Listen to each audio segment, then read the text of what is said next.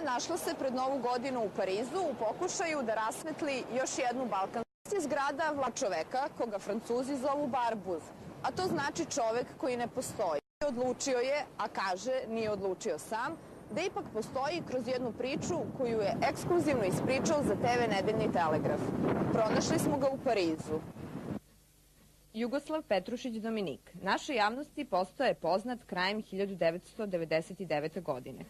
U čuvenoj aferi Pauk optužen je za atentat na Slobodana Miloševića, a osuđen za krađu 2000 maraka na Kosovu.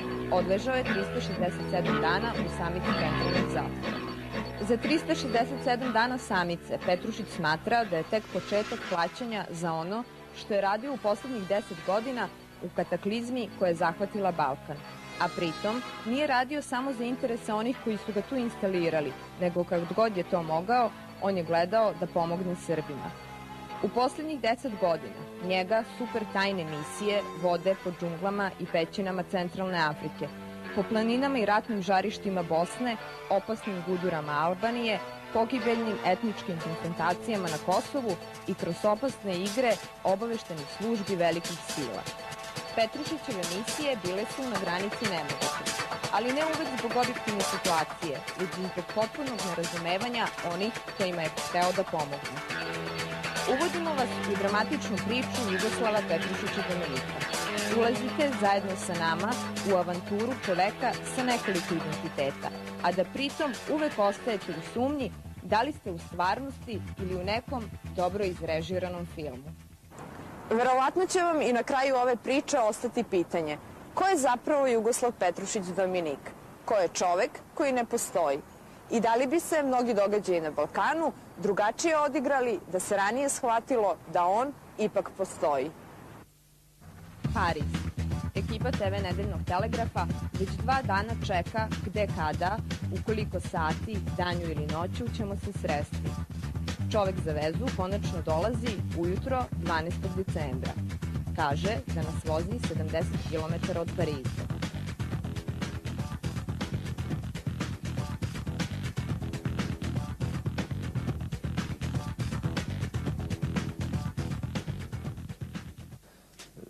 Ne da sam jedan od ljudi koji imao informaciju o budućim događajima, bio sam jedan od ljudi koji je bio akter mnogih događaja koji su ticali konkretno Hrvatske, Bosne i Kosova. Na koji način? Bio sam u izvesnim strukturama, odnosno kontaktima sa ljudima koji su se bavili obaveštenim radom, odnosno bavio sam se i sam obaveštenim radom. Mogu reći, jako dobro sam poznao metodologiju mnogih obaveštenih službi sveta, tako da sam imao mogućnosti da budem u direktnom kontaktu sa ljudima iz mnogih obaveštenih službi. Konkretno pričam o Amerikancima, Francuzima, Englezima, Nemcima, Italijanima. I sve se to ticalo budućnosti bivše Savezne Republike Jugoslavije, odnosno Bosne i Hercegovine, Srbije i Kosova. Kako smo uključili kamere, Petrušić insistira da se vratimo vremenu pred Dejtonski sporazum. Smatra da će njegovo svedočenje u Srebrenici promeniti u sadašnje saznanja o tom događaju. Srebrenica je bila isprovocirana od strane velikih stranih obaveštenih službi. Prva stvar je bila u tome da se izazove i scenira sukob, znači da može se izvrši vojna agresija na Republiku Srpsku, odnosno bombardovanje. Sve naše strukture su bile upozorene, odnosno bilo im je rečeno šta će se desiti. Čitava ta priča oko Srebrenice uopšte nije dopirala do naših struktura. Ni vojnih, ni civilnih, ni obaveštenih službi, ni do političkog vrha. Srbi iz Beograda su pokušali da se oslobode Bosne na način da vojni vrh i rukovodstvo Bosne bude osuđeno, da oni potpišu što treba da potpišu i da budu slobodni.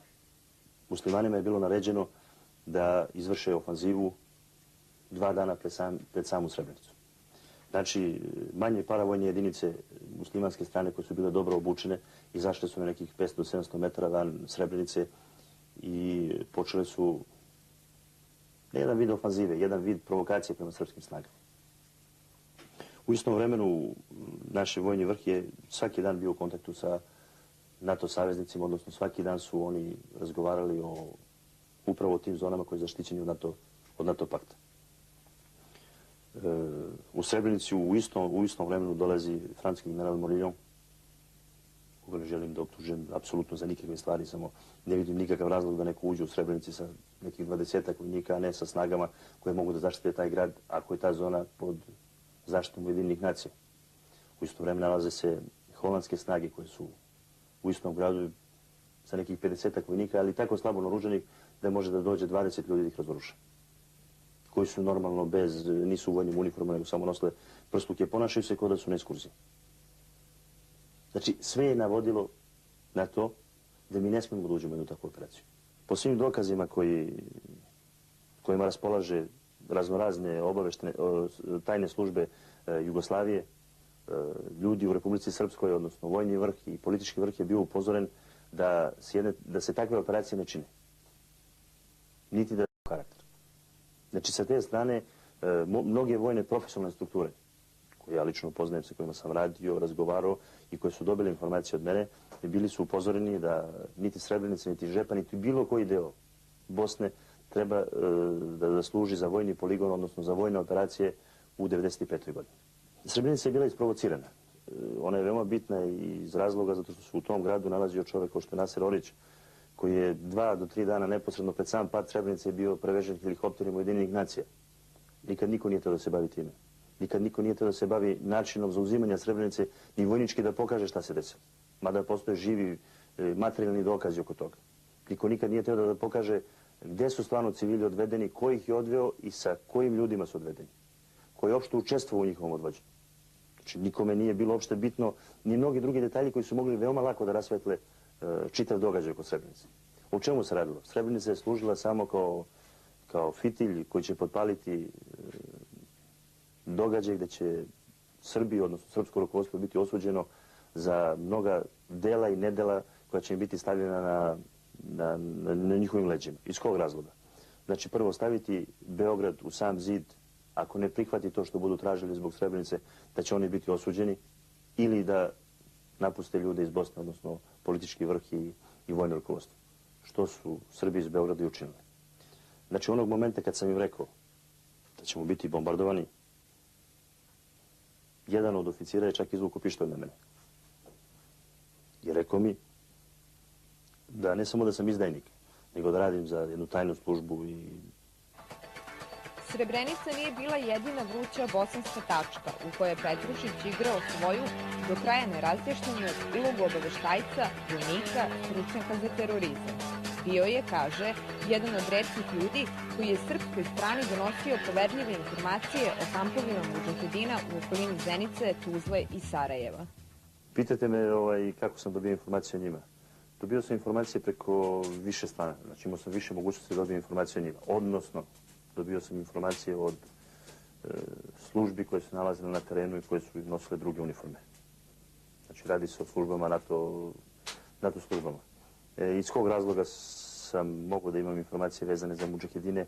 Radilo se o tome, pošto se među njima nalaze najekstremniji elementi koji su služili za širenje, odnosno kako širenje radikalnog islama, odnosno ekstremnog islama, tako i ljudi koji su učestvovali u mnogim terorističkim operacijama širom sveta.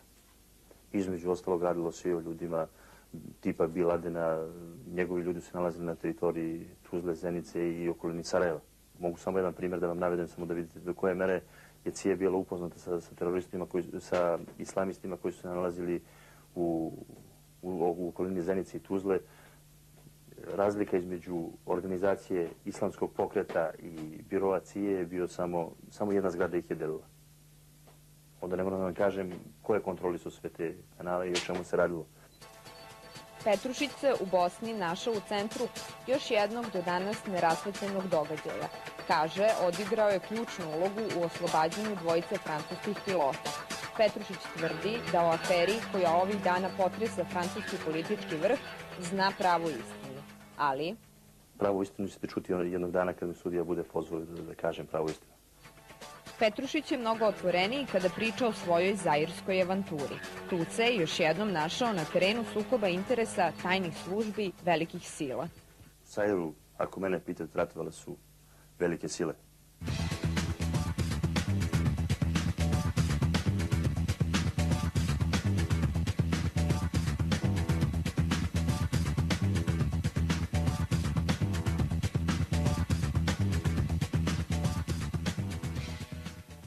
moj doktor, znači doktor koji vjerojatno će gledati ovu emisiju, kad se nasmijati, radi se o doktoru iz Republike Srpske, mom dobrom prijatelju, sam dao pola kilograma heroina i pola kilograma kokaina.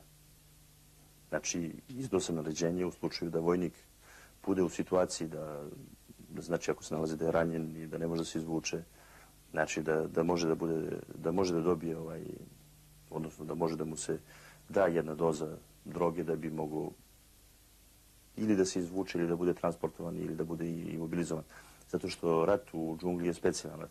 Znači, nema iste kodekse, nema iste norme, ljudi su teško priviknuti na temperature oko 40 stepeni i veoma je teško upoređivati takvu vrstu ratovanja sa nekom drugom vrstom. U Zairu Petrušić je ratovao 8 meseci. Iz njega je otišao pompozno. Opkoljen kabilinim ljudima, u gradu Kisangani postavio je velike količine eksploziva i uslov da se sa svojim vojnicima bezbedno povuče. I te iste noći je Clinton pozvao Širaka i tražio je da se sve te eksplozivne naprave pomere iz centra grada, odnosno grad ne bude uništen. Na samom aerodromu sam postavio 30 tona eksploziva, odnosno na 3 mesta postavio sam naoružanje koje sam povukao iz grada, ja sam ga postavio i ispod tog naoružanja sam stavio eksploziv. Znači, napravio sam 3 taktičke varke i onog momenta kad sam mogu da se povučem, znači ja sam se povukao kroz minsko polje sa ljudima, sa mnom je bio i Milorad Pelemiš, Rade Petrović, znači bili su najelitnija grupa vojnika i učestvala sa mnom u samom probijenju. Mi smo se probili kroz džunglu, 4 dana smo putovali. Znači, onog momenta kad smo se našli na nekoj razdaljini od 9 do 10 km, ja sam aktivirao eksploziju. Pojavile su se 3 velike pečurke, možda neke visine od 30 do 40 metara. I niko nikad nije prikazao snimke tog aerodroma šta se stradalo. Po nezvaničnim informacijama kaže se da je stradalo 3 do 3,5 hiljade ljudi.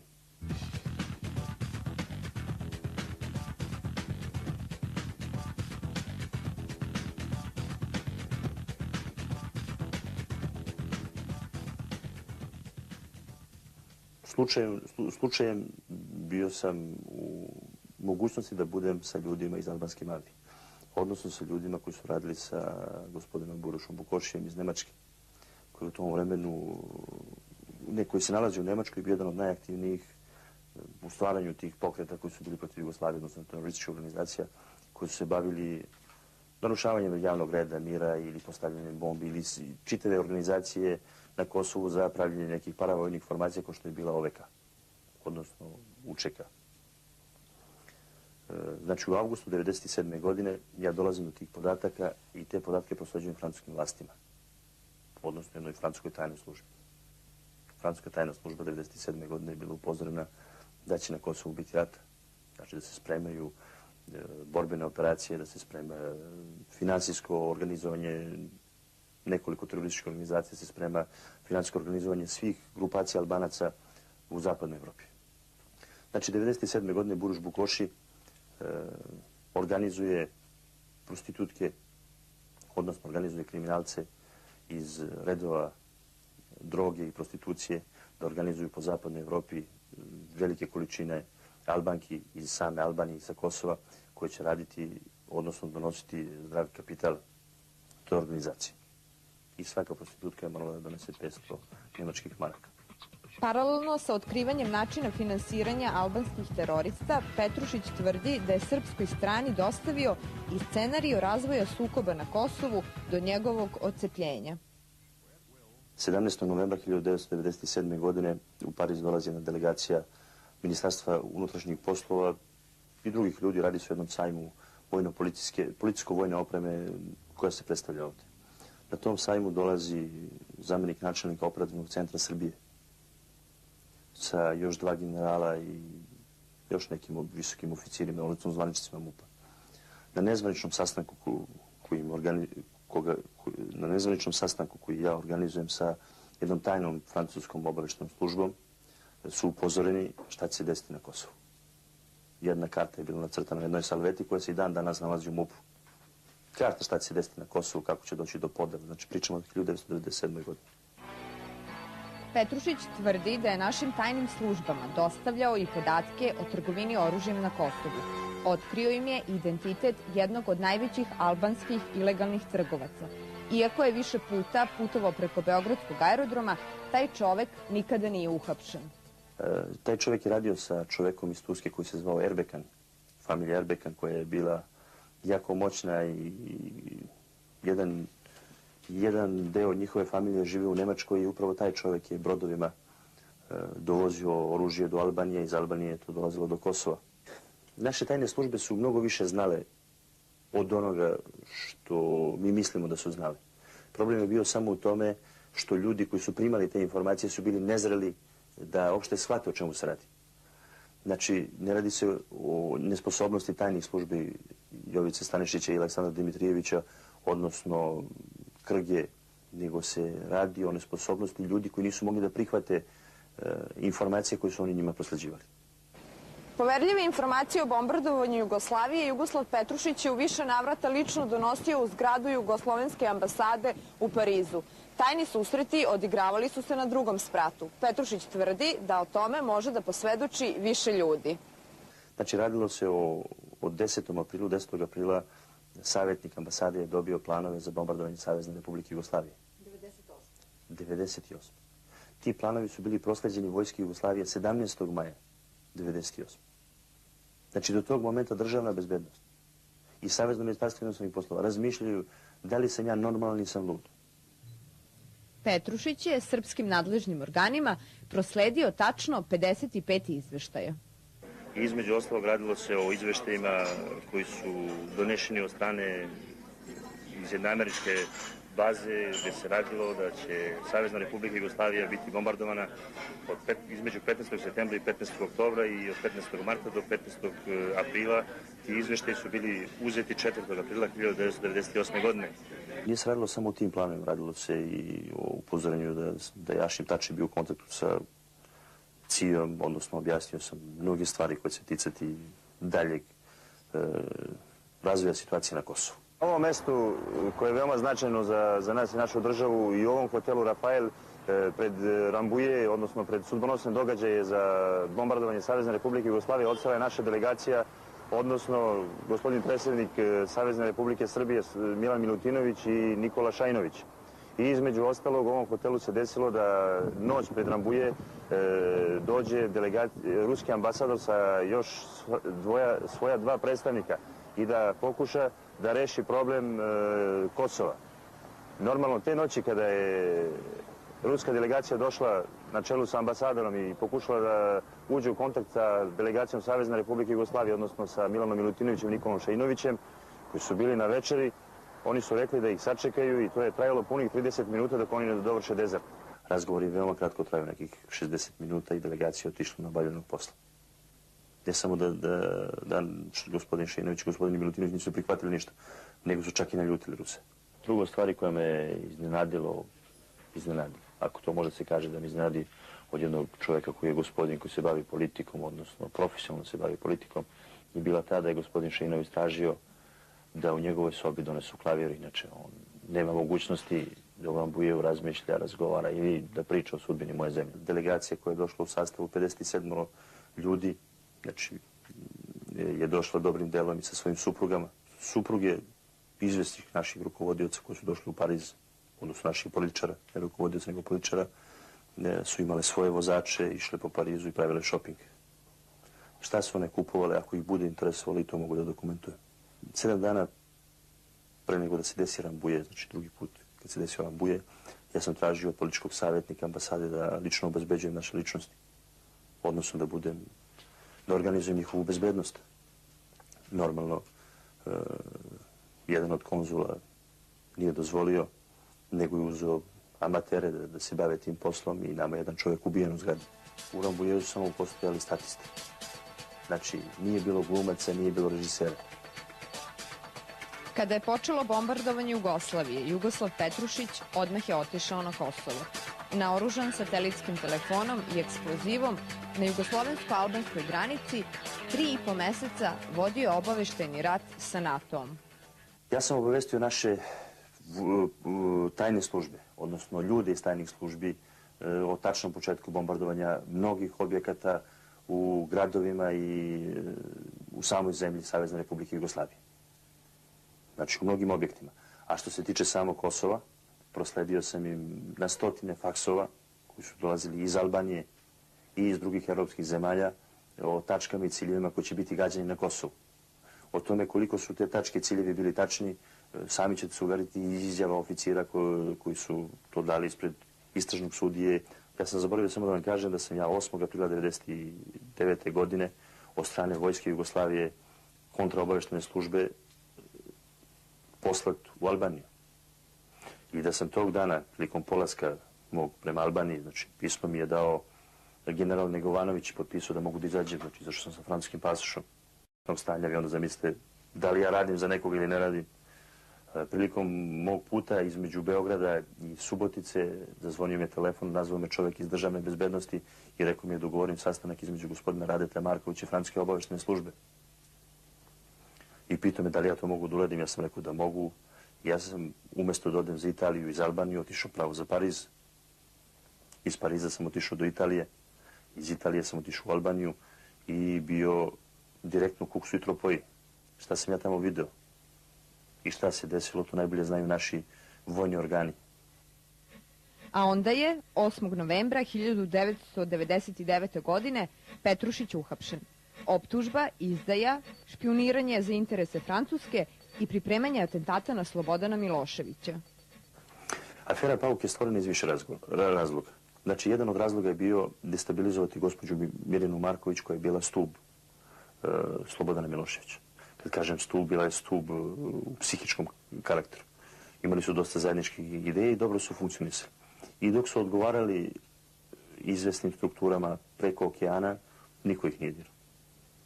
Čak nisu bili ni osuđeni u ničemu. Svako je dozvoljavao da se bave onim čime se bave. Dok su koristili velikim džinovima, sve je bilo u redu.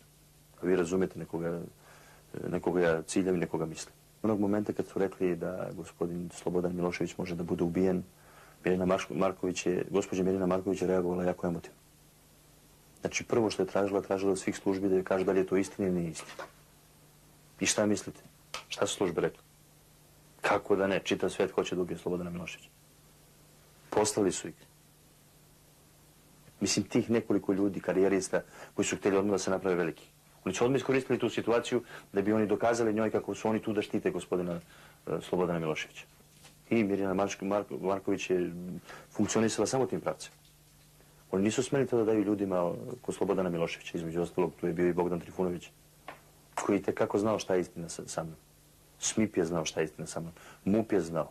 Državna bezbednost, kontraobaveštna služba. Znači, svi su znali istinu, ali svi su morali da ćute. Afera Pauk imala više ciljeva. Jedan od ciljeva je bio da jugoslovenskom vrhu, odnosno Slobodanu Miloševiću i krugu ljudi koji se nalazi oko njega, da da pokriće za sve što je rađeno u Jugoslaviji, da smatraju da mogu da reše problemi i da se oslobode tih krivica, dugova i svega slično. Konkretno mislim opet na kompletan, znači na kompletan vrh, najviše na ljude iz JUL-a, iz Jugoslovenske udružene levice. Znači gospodu koja je počela aktivno da se bavi politikom. Konkretno mislim na gospodina Ristića, Ljubišu Ristića. A mogu i da mu kažem da upravo sa aferom o hapšenja gdje je on lično gospodinu Goranu Matiću rekao, mogu da mu prenesem reči gdje je rekao, spasili smo šefa, oprali smo sve zločine za šefa. Da li biste prozvali neke ljude koji su vam, kako kažete, namestili aferu Pauk? Prozvati? Koga prozvati? Ljude iz JUL-a, ljude iz službe državne bezbednosti, ljude iz kontraobaveštene službe, SMIP-a. Pa oni, ako budu htjeli da njihova deca rastu slobodno, da žive jednog dana, da mogu da razmišljaju, oni će to sami napisati i sami reći. Bio sam jedan put u prilici da budem sa gospodinom Slobodanom Miloševićem. Ja ne znam da li će se on setiti i da li ima mogućnosti da vidi opšte ovu emisiju. Ja se nadam da ćemo je preneti. Mi smo razgovarali punih sat vremena. Petrušić tvrdi da nikada nije bio na platnom spisku ni jedne obaveštajne službe. Za koga onda radi Jugoslav Petrušić Dominik? Za jednog čoveka. Jedino on ima moć, snagu. U suštini on me i napravio, on me stvorio. Znači ja sam vidio mnogo moćnih i velikih ljudi tajnih službi. Ali kad kažem mnogo, mnogo. Mnogo sam ljudi upoznao iz tajnih službi, mnogo me tajnih službi pratilo. Ali samo taj čovjek može da utiče na mene i da mi kaže da li nešto da zaustavim ili ne. Mene nije finansirala nikad francuska tajna služba. Ali nikad. Francuska tajna služba. Francuske tajne službe mi danas duguju blizu $1 milion. Jugoslovenske tajne službe mi duguju isto mnogo novca. Volio bi da vidim bilo kog čovjeka na svetu da pokaže i upre prstom u mene da kaže dao sam mu novac. Kako živi i radi jedan obaveštajac kome je otkriven identitet? On ne može ni da živi ni da radi. On će živjeti dokle živi, u suštini on je mrtav čovjek. Da li ste vi mrtav čovjek? Za obaveštene poslove da, fizički ne. Kao što vidite, moja supruga i dalje kaže da sam u punoj formi. Ali u svakom slučaju ima mnogo neprijatelja. Petrušićeva treća žena Slađana je slikarka. Upoznali su se u Parizu. Bila je uz njega u najtežim trenucima. Zbog ljubavi prema čoveku koga je, kaže, oduvek sanjala, bezuslovno pristaje na život pun neizvesnosti. Život s njim je i lak i težak. Lak sa one strane što Jugoslav je kao mačka, ima 9 života. I svaki je živao sa takvom punoćom da je imao i mogućnosti da mi prenese to svoje znanje, da gledam život realno, da shvatim šta je život i u mnogome promenio mene kao ženu i postala sam jako čvršća. Da li ste se vi nekada našli u nekoj kriznoj situaciji? Da, kad je izašao iz zatvora, bio je pokušaj jedne vrste otmice. Ja sam sišla sa 5. sprata i dodala mu pištolj. I bila sam sve vreme dok je bilo kritično, znači po izlasku iz zatvora nekih 3-4 dana, sve vreme sam bila uz njega. Znači nijednog trenutka se nisam odvajala od njega. Da li je neko pokušao da vam se približi, da vas ispita šta znate o Jugoslavu, o njegovom poslu? Da. Da, i to su bili uglavnom najbliži prijatelji. Ljudi koji su radili na tome prepoznaće se. Na koji način? Dolazili su ljudi iz Francuske, a i u samom gradu u kom sam živjela.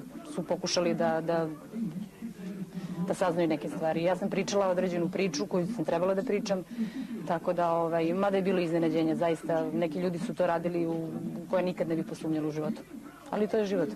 I takva situacija da me to sad stvarno ne iznenađuje. Možda mu u tom trenutku jako bolelo i prošlo je tako kako je prošlo, ali sad shvatam da je to sasvim normalno. Mislim, ne želim ništa da im zamerim. Oni znaju zbog čega su to radili. Koliko vi znate o poslu gospodina Jugoslava Petrušića? Znam onoliko koliko treba da znam. U svakom slučaju, Jugoslav Petrušić zna mnogo. Zato je, kaže, danas jedan od najpraćenijih ljudi na svetu. Da li nas i ovog trenutka prati i ako nas prati, ko nas prati? Ja sam vam to i danas rekao kad smo pošli 2 puta sam vam pokazao kad 2 mjeseca sam vam pokazao ljudi, jedan put sa motorom, jedan put sa kolima, da sam praćen, znači da sam praćen od raznih obavještajnih službi, između ostalog i sad vam kažem, znači u Parizu smo praćeni od engleske, američke i francuske obavještajne službe. Kako živite, kako brinite o svojoj bezbednosti, odnosno ko vas čuva? Reći vam samo jednu stvar, jako brzo se koristim oružjem, većina tih tajnih službi zna. U svakom slučaju, ako odluče da me unište, neće me uništiti, psihički ili fizički. Mislim, to je neosporno. Znači, bit ću uništen. Puno treniram, naučio sam da se branim oružjem, čak sam naučio moju suprugu da jako dobro barata oružje. Znači, iz samog razloga da ne bi dozvolio da me muče. A jednog dana ako budu odlučili da me likvidiraju, neće me likvidirati. Znači, tu ne postoji nikakva zaštita da bi mogao da se zaštitim od tajnih službi ako odluče da budem ubijen. Da, a da li vas sada štiti neka moćna tajna služba? Pa da nije to tako, već bi bio mrtav. Kako je uopšte ovaj 40-godišnjak iz Medveđe postao kontroverzni obaveštajac, poznatiji po nadimcima Dominik i Šetač? Petrušić svima ostavlja da veruju do sada poznatim podacima iz njegove biografije. Kao profesionalni bokser 1985. godine otišao je u Francusku. Ubrzo je počeo da radi na poslovima obezbeđenja. Čuvao je mnoge poznate ličnosti, između ostalih i princezu od Kataja, Žaka Širaka u vreme kada je bio gradonačelnik Pariza i bivšeg francuskog predsjednika François Mitterranda. Gospodina François Mitterranda nikada. Nikada ga nisam špionirao jer je on i tekako bio naklonjen Srbima, odnosno imao je staru tradiciju i bio je vezan puno za taj deo Balkana, odnosno za Srbiju. čak i sam rekao dok je on živio da Srbija neće biti bombardovana. Što i sami znate da se desilo nekoliko puta je spasio Srbe bombardovanja, odnosno mnogih akcija. On nije mogao mnogo stvari da promeni, odnosno nije mogao mnogo stvari da učini u Jugoslaviji, ali je bio jedan od glavnih aktera koji još 1991. godine pokušao da reši krizu u Jugoslaviji, odnosno da dovede opozicijonu partiju u Jugoslaviji gdje je Vuk Drašković izgubio, kao što i sami znate, on je posle toga bio prepušten američkim interesima u Saveznoj Republici Jugoslaviji i Amerikanci su bili jedni od vodećih ljudi, Amerikanci, ja se izvinjam što kažem Amerikanci, odnosno CIA, američka jedna tajna služba je bila jedna od glavnih krivaca zašto je Slobodan Milošević i mogao da opstane na vlasti do kraja, odnosno do onog dana kad je uhapšen i odveden u Hag. Novac je, pored poslova obezbeđivanja, Petrušić zarađivao i u trgovini oružjem. O velikim igrama u ovom poslu Petrušić za sada ne želi mnogo da otkriva. Priznaje samo da je posredovao u sklapanju ugovora sa Zairom oko prodaje jugoslovenskog naoružanja koje po Dejtonskom sporazumu trebalo da bude uništeno. Posao je vredeo $10 miliona. Posle toga, kaže Petrušić, nije trgovao za jugoslovensku stranu. Koliko ste ljudi ubili? Puno. Puno ljudi. Ali ubiti. Ja ne znam zašto me pitate koliko sam ljudi ubio. Više bih volio da me pitate koliko sam ljudi spasio. Da li verujete u Boga? Da, u Boga verujem. Pogotovo posle izlaska iz zatvora.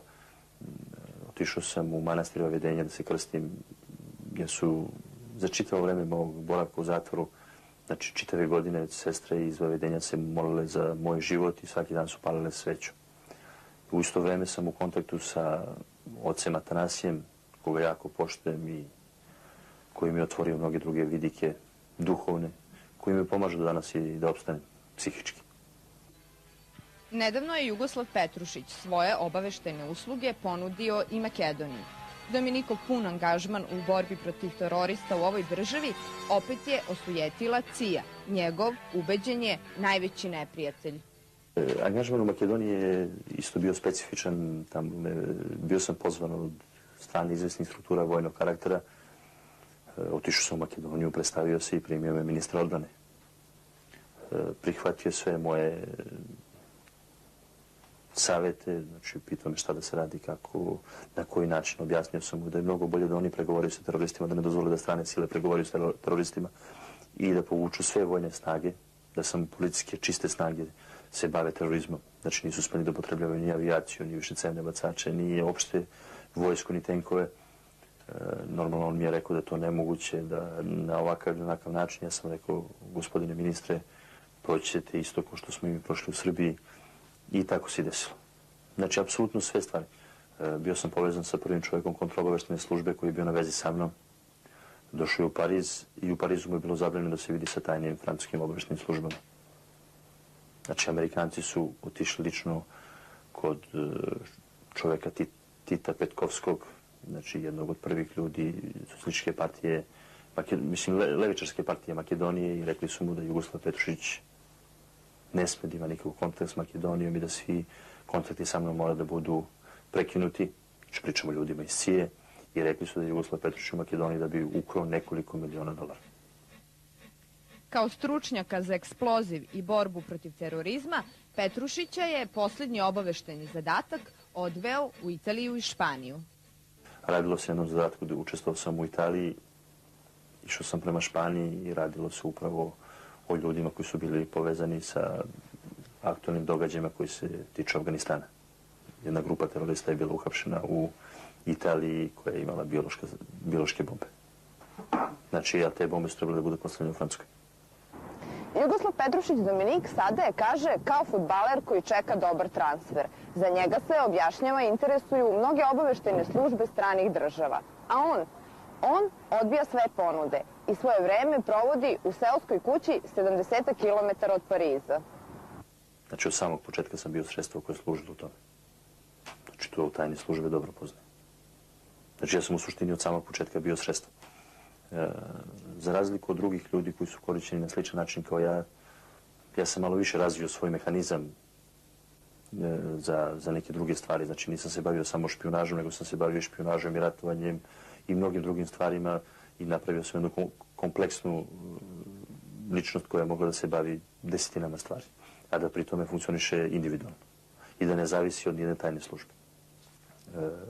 Srbija mi jeste potrošila za jednu noć, odnosno jeste odigrala sa mnom jednu partiju karata, ali ne za nju, nego odigrala to za CIA. Nije odigrala ni za Francusku, ni za Evropsku zajednicu. Odigrala je za grupu ljudi iz jedne tajne američke službe. Na kraju krajeva, sad ću vam reći, ni to mi nije žao. Ako je to imalo svrhe i efekta i ako je to donalo dobrobit narodu. Znači, jedan čovek u čitavom sistemu, u svemu tome što se dešavalo i što se dešava, tamo je mnogo ljudi stradalo u Jugoslaviji, u svim tim ratovima koji su desili. Nemam ja neku veliku vrednost kao čovek u odnosu na sav sistem, na sve događaje koji su se dešavali. Ali sam u svakom slučaju bio jedan deo nečega što je u datom momentu značilo puno. U rukama sam imao puno života. I u istom vremenu sam poslužio možda da Slobodan Milošević na ovaj ili onaj način bude da ode sa vlasti. Isto napusti tron i da to prepusti drugim ljudima. Kakva će dalje biti politika, nije na nama da sudimo, na nama je samo da volimo jednu zemlju i da ne volimo. Posle više od 2 godine, Jugoslav Petrušić se početkom januara prvi put vratio u beogradski hotel Turist, u kome je 8. novembra 1999. godine, tačno u 4:15 ujutru, uhapšen. Odseo je u istoj sobi, broj 317, na 3. spratu. Dolazak je probudio mnoge uspomene. Gospodin Nikola Šeinović i gospodin Milan Milutinović su ljudi koji su mnogo toga uradili kako su uradili, ja sam to iznao ispred kamera. Samo sam htio da kažem da nikad neću ni tvrditi ni reći da su oni bili neprijatelji zemlje. Želeo sam samo da kažem da oni nisu bili dorasli za jednu takvu situaciju, odnosno nisu mogli da shvate u kakvoj situaciji se nalaze i da prepoznaju interese stranih obaveštajnih službi, odnosno zemalja koje su imale utice na njih i koje su imale svog interesa na teritoriji Savezne Republike Jugoslavije. Goran Matić, posle svih informacija koje sam prikupio vezanim za gospodina Matića, shvatio sam da gospodin Matić apsolutno nikad u životu nije bio neka ličnost koja bi mogla da predstavlja to što je predstavljala. Goran Matić je poslužio američkim obaveštajnim službama, odnosno CIA i nekim drugim stranim tajnim službama koje ću normalno pismenim putem dokazati da im je bio instrument koji je oborio upravo Slobodana Miloševića, a gospodin Matić se združno trudio da pomogne gospodinu Slobodanu Miloševiću. A danas, ako on smatra da je strašno voleo tog gospodina, ako on smatra da je voleo svog predsjednika Slobodana Miloševića, odnosno ako je bio veran njegovoj supruzi, gospođi Miri Marković, on može najbolje da kaže komu je dao instrukcije i na koji način je sprovodio aferu Pauk, odnosno druge 2 afere koje su je ticale grupe Holanđana, odnosno suđenja predsjednicima 4 najveće sile na svetu. I ako bude ispričao tačno, on će najviše pomoći gospodinu Slobodanu Miloševiću, odnosno pomoći da se razotkriju strani tajni agenti koji se i dan danas nalaze u našim službama i koji su potpomognuti izvesnim delom od izvesnih naših agenata koji za njih rade. Poslednjih godinu dana Jugoslav Petrušić živi na relaciji Beograd-Pariz. Francuske obaveštajne službe negiraju bilo kakvu povezanost sa Dominikom. Sa jugoslovenskim je, kaže Petrušić, samo u indirektnom kontaktu. Kada sumira poslednjih 10 godina života, Petrušić kaže da i posle svega što mu se dogodilo nije ni razočaran ni ogorčen. A kada bi dobio novu šansu da život počne iz početka, krenuo bi istnim putem, ne iz razloga što bih želeo da doživim sve ove avanture, nego iz razloga da mogu da osjetim to zadovoljstvo da spasim toliki broj ljudi. Odnosno da u rukama imam toliko života.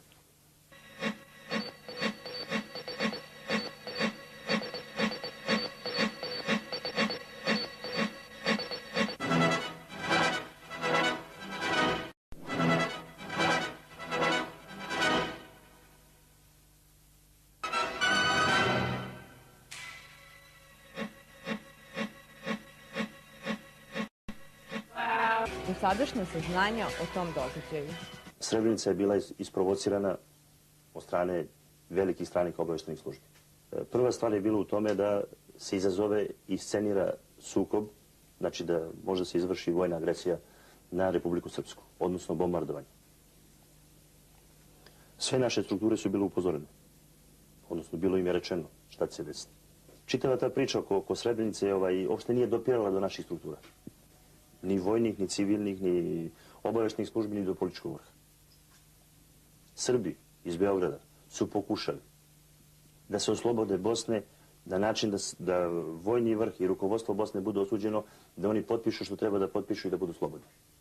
Muslimanima je bilo naređeno da izvrše ofanzivu 2 dana pred samu Srebrenicu.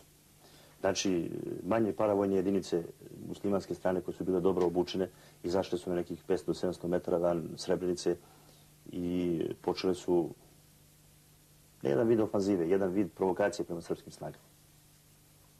U istom vremenu naš vojni vrh je svaki dan bio u kontaktu sa NATO saveznicima, odnosno svaki dan su oni razgovarali upravo o tim zonama koje je zaštićeni od NATO pakta.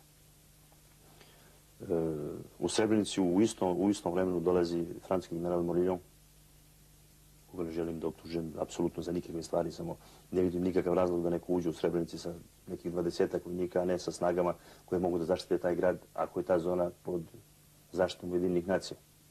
U isto vreme nalaze se holandske snage koje su u istom gradu sa nekih 50-ak vojnika, ali tako slabo naoružanih da može da dođe 20 ljudi da ih razoruša. Koji su normalno nisu u vojnim uniformama, nego samo nosile prsluke, ponašaju se kao da su na ekskurziji. Znači, sve je navodilo na to da mi ne smijemo da uđemo u jednu takvu operaciju. Po svim dokazima kojima raspolaže raznorazne tajne službe Jugoslavije, ljudi u Republici Srpskoj, odnosno vojni vrh i politički vrh je bio upozoren da se takve operacije ne čine. Niti da je karakter. Znači, sa te strane, mnoge vojne profesionalne strukture, koje ja lično poznajem, sa kojima sam radio, razgovarao i koje su dobili informacije od mene, bili su upozoreni da niti Srebrenica, niti Žepa, niti bilo koji deo Bosne treba da služi za vojni poligon, odnosno za vojne operacije u 1995. godini. Srebrenica je bila isprovocirana. Ona je veoma bitna iz razloga zato što se u tom gradu nalazio čovjek kao što je Naser Orić, koji je 2 do 3 dana neposredno pred sam pad Srebrenice bio prevežen helikopterima Ujedinjenih nacija. Nikad niko nije teo da se bavi time. Nikad niko nije teo da se bavi načinom zauzimanja Srebrenice ni vojnički da pokaže šta se desilo. Mada postoje živi materijalni dokazi oko toga. Sa još 2 generala i još nekim visokim oficirima, odnosno zvaničnicima MUP-a. Na nezvaničnom sastanku koji ja organizujem sa jednom tajnom francuskom obavještajnom službom su upozoreni šta će se desiti na Kosovu. Jedna karta je bila nacrtana na jednoj salveti koja se i dan danas nalazi u MUP-u. Karta šta će se desiti na Kosovu, kako će doći do podela. Znači, pričamo od 1997. godine. Petrušić tvrdi da je našim tajnim službama dostavljao i podatke o trgovini oružjem na Kosovu. Otkrio im je identitet jednog od najvećih albanskih ilegalnih trgovaca. Iako je više puta putovao preko Beogradskog aerodroma, taj čovek nikada nije uhapšen. Taj čovjek je radio sa čovekom iz Turske koji se zvao Erbekan, familija Erbekan, koja je bila jako moćna i jedan deo njihove familije žive u Nemačkoj i upravo taj čovjek je brodovima dovozio oružje do Albanije, iz Albanije je to dolazilo do Kosova. Naše tajne službe su mnogo više znale od onoga što mi mislimo da su znali. Problem je bio samo u tome što ljudi koji su primali te informacije su bili nezreli da uopšte shvate o čemu se radi. Znači, ne radi se o nesposobnosti tajnih službi Jovice Stanišića i Aleksandra Dimitrijevića, odnosno Krge, nego se radi o nesposobnosti ljudi koji nisu mogli da prihvate informacije koje su oni njima prosleđivali. Poverljive informacije o bombardovanju Jugoslavije Jugoslav Petrušić je u više navrata lično donosio u zgradu Jugoslovenske ambasade u Parizu. Tajni susreti odigravali su se na drugom spratu. Petrušić tvrdi da o tome može da posvedoči više ljudi. Znači, radilo se o 10. aprila savjetnik ambasade je dobio planove za bombardovanje Savezne Republike Jugoslavije. 98. ti planovi su bili prosleđeni Vojske Jugoslavije 17. maja 1998. Znači, do tog momenta državna bezbednost i Savezno ministarstvo inostranih poslova razmišljaju da li sam ja normalan ili sam lud. Petrušić je srpskim nadležnim organima prosledio tačno 55 izveštaja. Između ostalog radilo se o izveštajima koji su donešeni od strane iz jedne američke baze gdje se radilo da će Savezna Republika Jugoslavija biti bombardovana između 15. septembra i 15. oktobra i od 15. marta do 15. aprila. Ti izveštaji su bili uzeti 4. aprila 1998. godine. Nije se radilo samo o tim planovima, radilo se i o upozorenju da je Hašim Tači bio u kontaktu sa CIA-om, odnosno objasnio sam mnoge stvari koje će ticati daljeg razvoja situacije na Kosovu. Na ovom mestu koje je veoma značajno za nas i našu državu i u ovom hotelu Rafael pred Rambuje, odnosno pred sudbonostvo u njihovom odvođenju. Znači nikome nije bilo uopšte bitno ni mnogi drugi detalji koji su mogli veoma lako da rasvetle čitav događaj oko Srebrenice. O čemu se radilo? Srebrenica je služila samo kao fitilj koji će potpaliti događaj gde će Srbiji, odnosno srpsko rukovodstvo, biti osuđeno za mnoga dela i nedela koja će im biti stavljena na njihovim leđima. Iz kog razloga? Znači, prvo staviti Beograd u sam zid, ako ne prihvati to što budu tražili zbog Srebrenice, da će oni biti osuđeni, ili da napuste ljude iz Bosne, odnosno politički vrh i vojno rukovodstvo. Što su Srbi iz Beograda i učinili. Znači, onog momenta kad sam im rekao da ćemo biti bombardovani, jedan od oficira je čak izvukao pištolj na mene. I rekao mi da ne samo da sam izdajnik, nego da radim za jednu tajnu službu i... Srebrenica nije bila jedina vruća bosanska tačka u kojoj je Petrušić igrao svoju, do kraja nerazjašnjenu, ulogu obaveštajca, vojnika, stručnjaka za terorizam. Bio je, kaže, jedan od retkih ljudi koji je srpskoj strani donosio poverljive informacije o kampovima mudžahedina u okolini Zenice, Tuzle i Sarajeva. Pitate me kako sam dobio informacije o njima. Dobio sam informacije preko više strana. Znači, imao sam više mogućnosti da dobijem informacije o njima. Odnosno, dobio sam informacije od službi koje su nalazile na terenu i koje su nosile druge uniforme. Znači, radi se o službama NATO službama. Iz kog razloga sam mogao da imam informacije vezane za mudžahedine? Radilo se o tome pošto se među njima nalazili najekstremniji elementi koji su služili za širenje, odnosno kako širenje radikalnog islama, odnosno ekstremnog islama, tako i ljudi koji su učestvovali u mnogim terorističkim operacijama širom sveta. Između ostalog radilo se i o ljudima tipa Bin Ladena, njegovi ljudi su nalazili na teritoriji Tuzle, Zenice i okolini Sarajeva. Mogu samo jedan primjer da vam navedem, samo da vidite do koje mere je CIA bila upoznata sa teroristima, sa islamistima koji su se nalazili u okolini Zenice i Tuzle. Razlika između organizacije islamskog pokreta i biroa CIA je bio samo jedna zgrada ih je delila. Onda ne moram da vam kažem koje kontroli su sve te kanale i o čemu se radilo. Petrušić se u Bosni našao u centru još jednog do danas nerasvetljenog događaja. Kaže, odigrao je ključnu ulogu u oslobađanju dvojice francuskih pilota. Petrušić tvrdi da o aferi koja ovih dana potresa francuski politički vrh zna pravu istinu. Ali... Pravu istinu ćete čuti jednog dana kad mi sudija bude pozvao da kažem pravu istinu. Petrušić je mnogo otvoreniji kada priča o svojoj zairskoj avanturi. Tu se još jednom našao na sastanku koji ja organizujem sa jednom tajnom francuskom obaveštajnom službom su upozoreni šta će se desiti na Kosovu. Jedna karta je bila nacrtana na jednoj salveti koja se i dan danas nalazi u MUP-u. Karta šta će se desiti na Kosovu, kako će doći do podela. Znači pričamo od 1997. godine. Petrušić tvrdi da je našim tajnim službama dostavljao i podatke o trgovini oružjem na Kosovu. Otkrio im je identitet jednog od najvećih albanskih ilegalnih trgovaca. Iako je više puta putovao preko Beogradskog aerodroma, taj čovek nikada nije uhapšen. Taj čovek je radio sa čovekom iz Turske koji se zvao Erbekan, familija Erbekan, koja je bila jako moćna i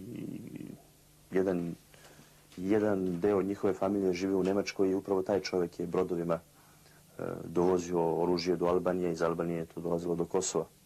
Naše tajne službe su mnogo više znale od onoga što mi mislimo da su znali. Problem je bio samo u tome što ljudi koji su primali te informacije su bili nezreli da uopšte shvate o čemu se radi. Znači, ne radi se o nesposobnosti tajnih službi Jovice Stanišića i Aleksandra Dimitrijevića, odnosno Krge, nego se radi o nesposobnosti ljudi koji nisu mogli da prihvate informacije koje su oni njima prosleđivali. Poverljive informacije o bombardovanju Jugoslavije Jugoslav Petrušić je u više navrata lično donosio u zgradu Jugoslovenske ambasade u Parizu. Tajni susreti odigravali su se na drugom spratu. Petrušić tvrdi da o tome može da posvedoči više ljudi. Znači, radilo se o 10. aprilu. 10. aprila savjetnik ambasade je dobio planove za bombardovanje Savezne Republike Jugoslavije. 98. Ti planovi su bili prosleđeni vojske Jugoslavije 17. maja 98. Znači, do tog momenta državna bezbednost i Savezno ministarstvo inostranih poslova razmišljaju da li sam ja normalan ili sam lud. Petrušić je srpskim nadležnim organima prosledio tačno 55 izveštaja. Između ostalog radilo se o izveštajima koji su donešeni od strane iz jedne američke baze gdje se radilo da će Savezna Republika Jugoslavija biti bombardovana između 15. septembra i 15. oktobra i od 15. marta do 15. aprila. Ti izveštaji su bili uzeti 4. aprila 1998. godine.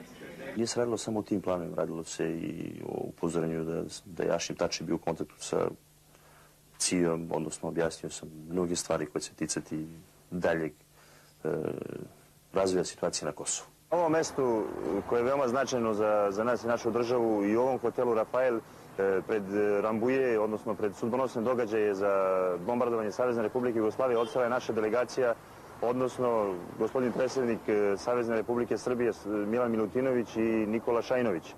I francuska tajna služba 1997. godine je bila upozorena da će na Kosovu biti rat, znači da se spremaju borbene operacije, da se sprema finansijsko organizovanje nekoliko terorističkih organizacija, se sprema finansijsko organizovanje svih grupacija Albanaca u zapadnoj Evropi.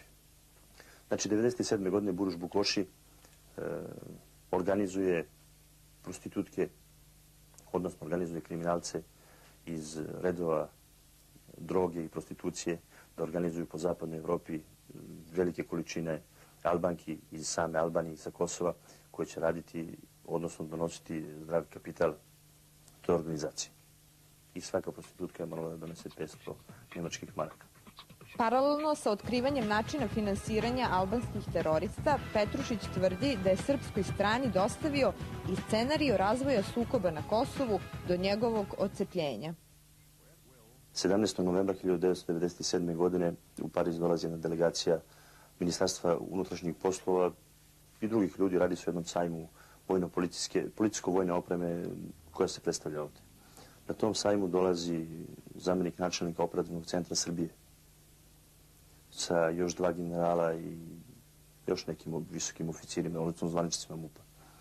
Na nezvaničnom sastanku koji ja organizujem sa jednom tajnom francuskom obaveštajnom službom su upozoreni šta će se desiti na Kosovu. Jedna karta je bila nacrtana na jednoj salveti koja se i dan danas nalazi u MUP-u.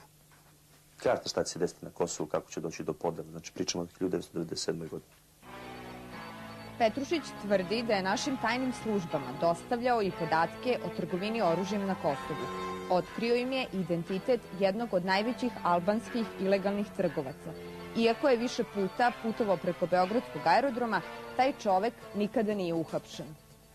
Taj čovek je radio sa čovekom iz Turske koji se zvao Erbekan, familija Erbekan, koja je bila jako moćna i jedan deo njihove familije žive u Nemačkoj i upravo taj čovek je brodovima dovozio oružje do Albanije, iz Albanije je to dolazilo do Kosova. Naše tajne službe su mnogo više znale od onoga što mi mislimo da su znali. Problem je bio samo u tome što ljudi koji su primali te informacije su bili nezreli da uopšte shvate o čemu se radi. Znači, ne radi se o nesposobnosti tajnih službi Jovice Stanišića i Aleksandra Dimitrijevića, odnosno Krge, nego se radi o nesposobnosti ljudi koji nisu mogli da prihvate informacije koje su oni njima prosleđivali. Poverljive informacije o bombardovanju Jugoslavije Jugoslav Petrušić je u više navrata lično donosio u zgradu Jugoslovenske ambasade u Parizu. Tajni susreti odigravali su se na drugom spratu. Bio sam povezan sa prvim čovjekom kontraobaveštajne službe koji je bio na vezi sa mnom. Došao je u Pariz i u Parizu mu je bilo zabranjeno da se vidi sa tajnim francuskim obaveštajnim službama. Znači, Amerikanci su otišli lično kod čovjeka Tita Petkovskog, znači jednog od prvih ljudi socijalističke partije, mislim levičarske partije Makedonije, i rekli su mu da Jugoslav Petrušić ne sme da ima nikakvog kontakta s Makedonijom i da svi kontakti sa mnom mora da budu prekinuti. Znači, pričamo o ljudima iz CIA, i rekli su da je Jugoslav Petrušić u Makedoniji da bi ukrao nekoliko miliona dolara. Kao stručnjaka za eksploziv i borbu protiv terorizma, Petrušića je posljednji obaveštajni zadatak odveo u Italiju i Španiju. Radilo se jednom zadatku, učestvovao sam u Italiji, išao sam prema Španiji i radilo se upravo o ljudima koji su bili povezani sa aktualnim događajima koji se tiču Afganistana. Jedna grupa terorista je bila uhapšena u Italiji koja je imala biološke bombe. Znači, a te bombe su trebali da budu postavljene u Francuskoj. Jugoslav Petrušić Dominik sada je, kaže, kao fudbaler koji čeka dobar transfer. Za njega se, objašnjava, interesuju mnoge obaveštajne službe stranih država. A on odbija sve ponude i svoje vreme provodi u seoskoj kući 70 km od Pariza. Znači, od samog početka sam bio sredstvo koje je služilo u tome. Znači, to u tajne službe dobro poznajem. Znači, ja sam u suštini od samog početka bio sredstvo. Za razliku od drugih ljudi koji su korišćeni na sličan način kao ja sam malo više razvio svoj mehanizam za neke druge stvari. Znači, nisam se bavio samo špijunažom, nego sam se bavio špijunažom i ratovanjem i mnogim drugim stvarima i napravio sam jednu kompleksnu ličnost koja je mogla da se bavi desetinama stvari, a da pri tome funkcioniše individualno i da ne zavisi od nijedne tajne službe. Srbija mi jeste potrošila za jednu noć, odnosno jeste odigrala sa mnom jednu partiju karate. Ali ne za nju, nego odigrala to za CIA. Nije odigrala ni za Francusku, ni za Evropsku zajednicu. Odigrala je za grupu ljudi iz jedne tajne američke službe. Na kraju krajeva, sad ću vam reći, ni to mi nije žao. Ako je to imalo svrhe i efekta i ako je to donalo dobrobit narodu. Znači, jedan čovjek u čitavom sistemu, u svemu tome što se dešavalo i što se dešava, tamo je mnogo ljudi stradalo u Jugoslaviji, u svim tim ratovima koji su desili. Nemam ja neku veliku vrednost kao čovjek u odnosu na sav sistem, na sve događaje koji su se dešavali. Ali sam u svakom slučaju bio jedan deo nečega što je u datom momentu značilo puno. U rukama sam imao puno života. I u istom vremenu sam poslužio možda da... Petrušić zna mnogo. Zato je, kaže, danas jedan od najpraćenijih ljudi na svetu.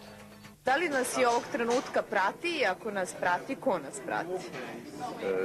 Ja sam vam to i danas rekao kad smo pošli, dva put sam vam pokazao, kad 2 mjeseca sam vam pokazao ljudi, jedan put sa motorom, jedan put sa kolima, da sam praćen, znači da sam praćen od raznih obavještajnih službi, između ostalog i sad vam kažem, znači u Parizu smo praćeni od engleske, američke i francuske obavještajne službe. Kako živite, kako brinite o svojoj bezbednosti, odnosno ko vas čuva? Reći vam samo jednu stvar. Jako brzo se koristim oružjem. Većina tih tajnih službi zna. U svakom slučaju, ako odluče da me unište, neće me uništiti. Psihički ili fizički. Mislim, to je neosporno. Znači, bit ću uništen. Puno treniram. Naučio sam da se branim oružjem. Čak sam naučio moju suprugu da jako dobro barata oružje. Znači, iz samog razloga da ne bi dozvolio da me muče. A jednog dana ako budu odlučili da me likvidiraju, neće me likvidirati. Znači, tu ne postoji nikakva zaštita da bi mogao da se zaštitim od tajnih službi ako odluče da budem ubijen. Da, a da li vas sada štiti neka moćna tajna služba? Pa da nije to tako, već bi bio mrtav. Kako je uopšte ovaj 40-godišnjak iz Medveđe postao kontroverzni obaveštajac, poznatiji po nadimcima Dominik i Šetač? Petrušić svima ostavlja da veruju do sada poznatim podacima iz njegove biografije. Kao profesionalni bokser 1985. godine otišao je u Francusku. Ubrzo je počeo da radi na poslovima obezbeđenja. Čuvao je mnoge poznate ličnosti, između ostalih i princezu od Kataja, Žaka Širaka u vreme kada je bio gradonačelnik Pariza i bivšeg francuskog predsjednika François Mitterranda. Gospodina François Mitterranda nikad. Nikada ga nisam špionirao jer je on itekako bio naklonjen Srbima, odnosno imao je staru tradiciju i bio je vezan puno za taj deo Balkana, odnosno za Srbiju. Čak i sam rekao dok je on živ da Srbija neće biti bombardovana. Što i sami znate da se desilo nekoliko puta je spasio Srbe bombardovanja, odnosno mnogih akcija.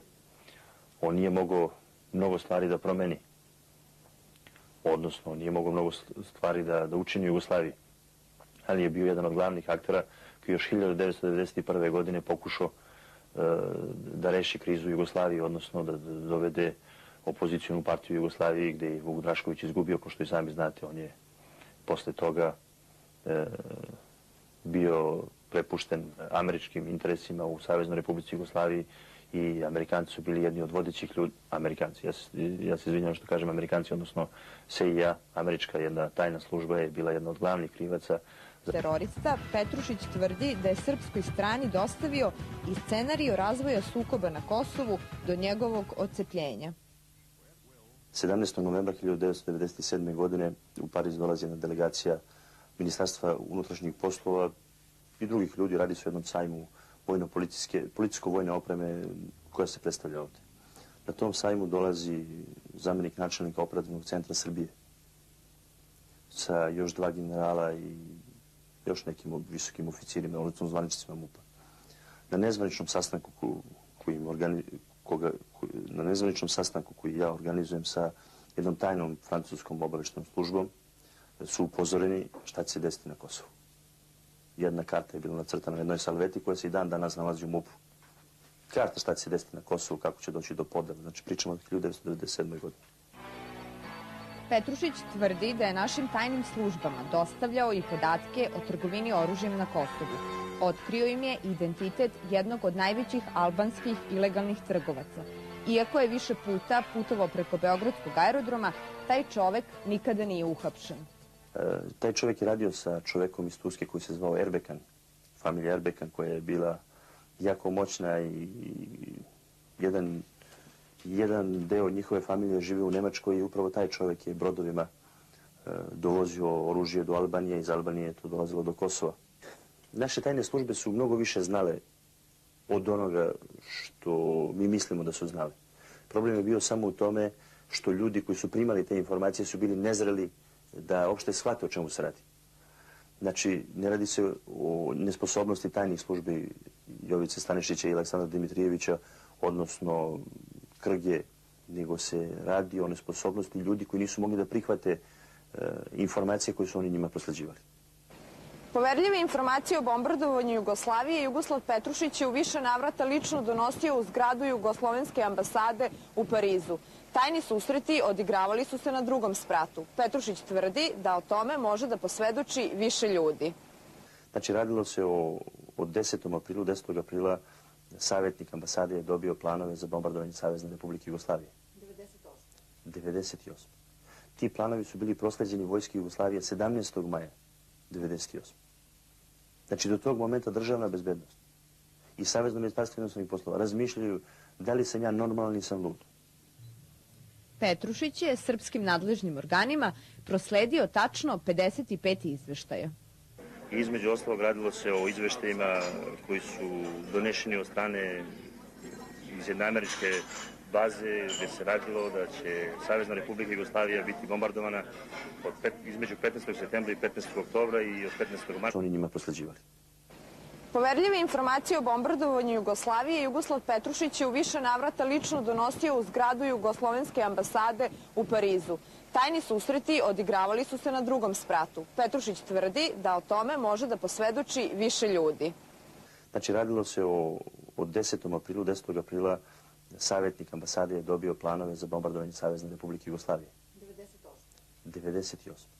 Ti planovi su bili prosleđeni vojske Jugoslavije 17. maja 98.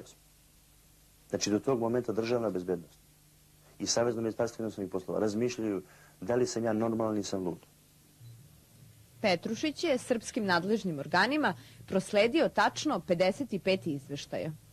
Između ostalog radilo se o izveštajima koji su donešeni od strane iz jedne američke baze gdje se radilo da će Savezna Republika Jugoslavija biti bombardovana između 15. septembra i 15. oktobra i od 15. marta do 15. aprila. Ti izveštaji su bili uzeti 4. aprila 1998. godine. Nije se radilo samo o tim planovima, radilo se i o upozorenju da je Ašim Tači bio u kontaktu sa CIA-om, odnosno objasnio sam mnoge stvari koje će ticati daljeg razvoja situacije na Kosovu. Na ovom mestu koje je veoma značajno za nas i našu državu i u ovom hotelu Rafael pred Rambuje, odnosno pred sudbonosne događaje za bombardovanje Savezne Republike Jugoslavije odstala je naša delegacija, odnosno gospodin predsjednik Savezne Republike Srbije Milan Milutinović i Nikola Šajinović. I između ostalog u ovom hotelu se desilo da noć pred Rambuje dođe ruski ambasador sa još svoja dva predstavnika i da pokuša da reši problem Kosova. Normalno, te noći kada je ruska delegacija došla na čelu sa ambasadorom i pokušala da uđe u kontakt sa delegacijom Savezne Republike Jugoslavije, odnosno sa Milanom Milutinovićem i Nikolom Šajinovićem, koji su bili na večeri, oni su rekli da ih sačekaju i to je trajalo punih 30 minuta dok oni ne dovrše dezert. Razgovor je veoma kratko trajao, nekih 60 minuta i delegacija je otišla na obavljenog posla. Ne samo da gospodin Šajinović i gospodin Milutinović nisu prihvatili ništa, nego su čak i naljutili Ruse. Drugo stvari koja me iznenadilo, ako to može se kaže da me iznenadi od jednog čovjeka koji je gospodin koji se bavi politikom, odnosno profesionalno se bavi politikom, je bila ta da je gospodin Šajinović tražio da u njegovoj sobi donesu klavir, inače on nema mogućnosti da u Rambujevu razmišlja, razgovara ili da priča o sudbini moje zemlje. Delegacija koja je došla u sastavu 57 ljudi, znači je došla dobrim delom i sa svojim suprugama. Supruge izvesnih naših rukovodioca koji su došli u Pariz, odnosno naših političara, ne rukovodioca nego političara, su imale svoje vozače, išle po Parizu i pravile